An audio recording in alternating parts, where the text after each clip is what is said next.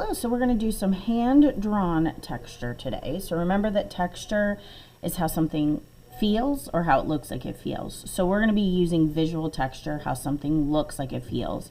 And we're going to be drawing what's on the left-hand side to the same shape on the right-hand side.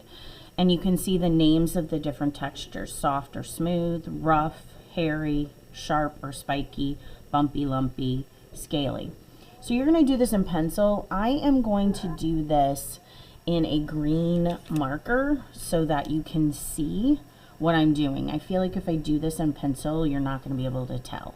So if you look at this first one, soft and smooth. So this is what we're looking at. There's nothing added there. So we're just going to leave that. I know that seems silly, but it is a texture. So leaving it blank would represent soft or smooth. So now if we go to here to rough, it's like sandpaper. So you're going to put these little dots, like little dots of sand. You're going to add those to the sandpaper on the right hand side to make a rough texture. And you'll do this with your pencil, so you might have to like sit and wiggle your pencil every time you put a little dot. Okay, and then when you get enough on there to show that, you're going to move down, so hairy, and you can see where the texture is drawn is on the body and the ears, so you don't need to do any on the face, and it's small, and the lines, the wavy lines, are close together, so take your time. This isn't a skill builder that you're going to be able to rush through. Now I'm going to be able to, in a minute or so, to fast forward, so you don't have to sit and watch me do it all, but yours is going to take a while. You shouldn't be finished in just a few minutes. Nice, neat, small pattern to show texture, how something feels. Okay, then we have sharp or spiky. So it's just like an upside down letter V. Sometimes they're diagonal. Sometimes they stick up off the cactus and don't fit just inside the shape, and that's okay. Bumpy or lumpy, so all it is some bumpy lines. Scales, so this is a bumpy line sideways. Foamy, wet.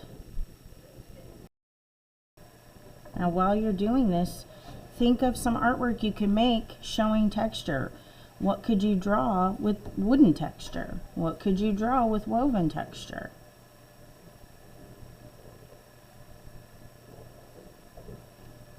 So this is just spirals, and then once you get the spirals, then you add the wavy lines that go around the spirals. Okay. Now on the bricks here, you're not doing lines that go horizontal like I've already done here and then lines that go vertical. Look at the vertical lines. It's not one continuous vertical line going all the way down. It's one vertical line here, then in the next section it's over to the side a little bit, then it's over to the other side. It's not a continuous up and down vertical line from the top all the way down. So this shouldn't be squares that are all close together. It shouldn't almost look like woven texture. That's not what we're going for. We're going for vertical lines. Then the next row underneath is offset. So it's not the same as the first one.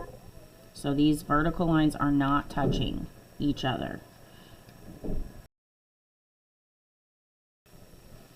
Now on the stones, you might be tempted to just do circles, but then it would look like your castle is polka dotted. And that's not what we're going for. So you kind of have to do some wobbly organic shapes, some ovals, some rectangles with curved corners.